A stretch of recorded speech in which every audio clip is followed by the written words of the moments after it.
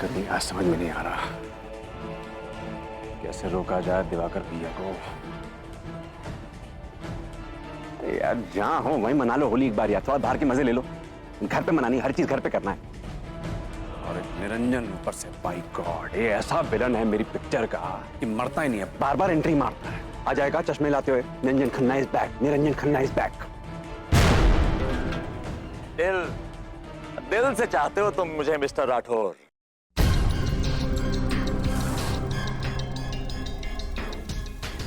क्या बात है।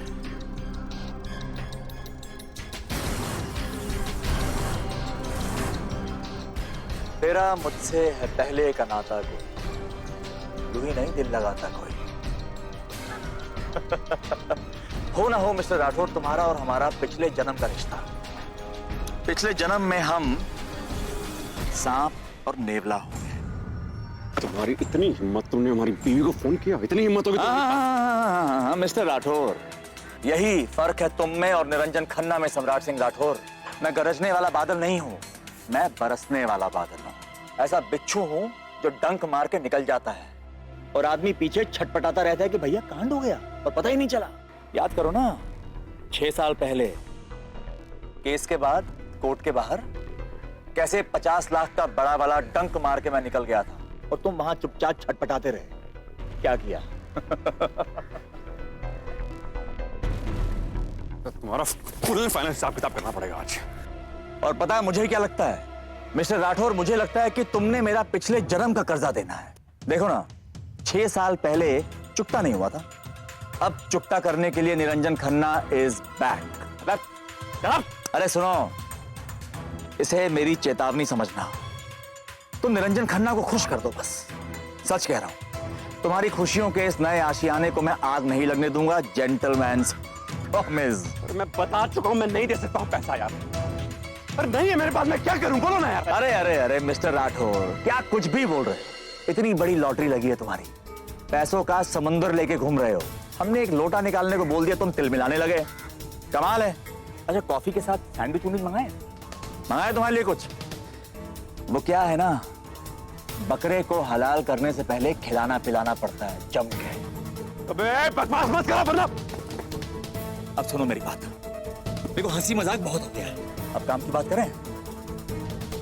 देखो मेरे पास ज्यादा वक्त नहीं है। जो कैंसर हो गया तुम्हें? बस ये समझ लो कि तुम्हारी जिंदगी का कैंसर बन के आया हूं। नासूर, तुम्हारी जिंदगी बर्बाद करने। और काम की बात ये है कि 5 बजे तुम्हारी बीवी मुझसे मिलने आ रही है और तुम्हारे पास 3 बजे तक का वक्त है। अब समझो मेरी बात को, अगर 3 बजे तक तुम 10 लाख रुपए लेके मेरे पास आ गए तो बहुत बढ़िया। तुमने 3 बजे तक 10 लाख रुपए का अरेंजमेंट नहीं किया मिस्टर राठौर, तो मिस्टर राठौर वादा करता हूं तुम्हारी डर्टी पिक्चर आज मैं रिलीज करके दिखाऊंगा। तुम ऐसा नहीं करोगे कुछ भी। अरे उसका भी रास्ता है मेरे पास, उसका भी रास्ता है, बल्कि 2 रास्ते हैं।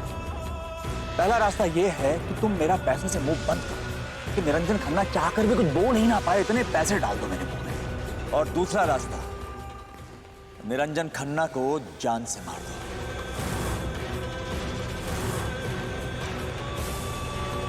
ना रहेगा निरंजन खन्ना, ना तुम्हें कोई करेगा ब्लैकमेल। लेकिन कर नहीं पाओगे, है ना? मन में ख्याल आ भी गया तो भी मुझे मारने की हिम्मत जुटा नहीं पाओगे मिस्टर सम्राट सिंह राठौर, क्योंकि तुम जैसा आदमी छोटी छोटी धमकियां दे सकता है भाई साहब, बड़े बड़े कांड नहीं कर सकता। इसीलिए मेरे निधन के बारे में सिर्फ सोचना, लेकिन धन के बारे में सोचना नहीं, धन का बंदोबस्त करना। सिर्फ 3 बजे तक का वक्त है तुम्हारे पास।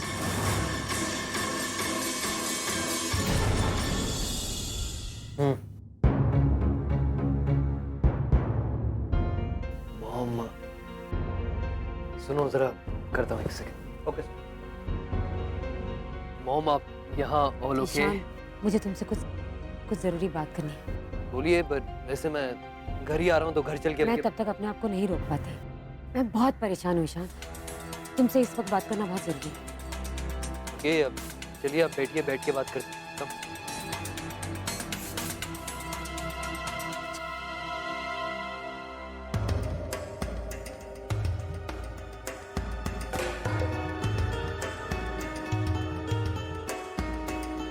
कहिए मॉम, क्या बात है?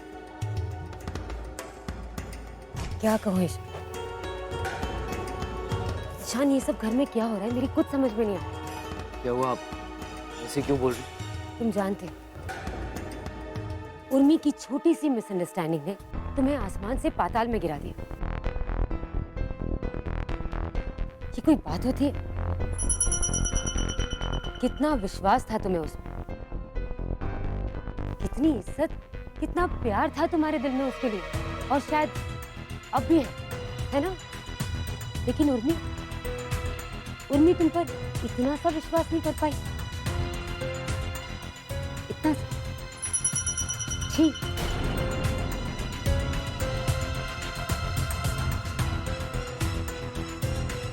इतने सालों से तुम्हें जानती है, इसे क्या लगा कि तुम इतने गिरे हुए हो? हाँ, ये बड़ी बड़ी बातें, ऊपर से तमाशे पे तमाशा। कुछ कहा क्या उसने आपसे?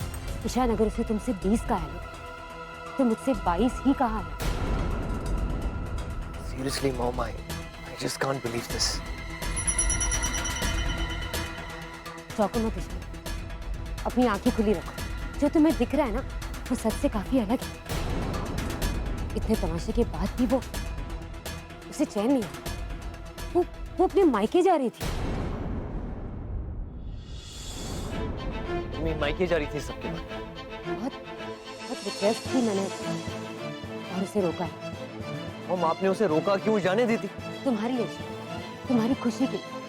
प्यार जो करते तुम, इतना रोका मैंने उसे, इतनी मिन्नतें की, मानने के लिए तैयार नहीं।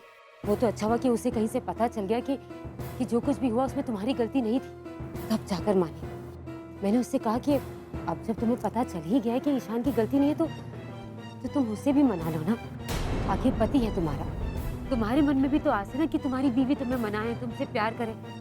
फिर पता नहीं क्या सोचा कि एकदम से तैयार हो गई। आप क्या कह रही हैं? प्यार और माफी दिल से आती, ऐसे जोर जबरदस्ती से नहीं आती किसी से। ऑनेस्टली मुझे ना मॉम, इतना कुछ सुनने के बाद, इतना गिराए जाने के बाद ना, मुझे उसकी माफी चाहिए भी नहीं। I don't need it, because honestly I don't care anymore. मेरे कहने पर माफी मांग रही है तो क्या होगा? माफी तो मांग रही है ना तुमसे। दुनिया में ऐसे बहुत सारे लोग होते हैं जो दूसरों के कहने पर माफी मांगते हैं, तो क्या उन्हें माफ नहीं किया जाता? जिस औरत की पहले ही एक शादी टूट चुकी हो, उसमें कहीं ना कोई तो खोट रही होगी। वो पहले ही शादी का भोग कर चुकी है, उसका क्या नुकसान है? कुछ नहीं।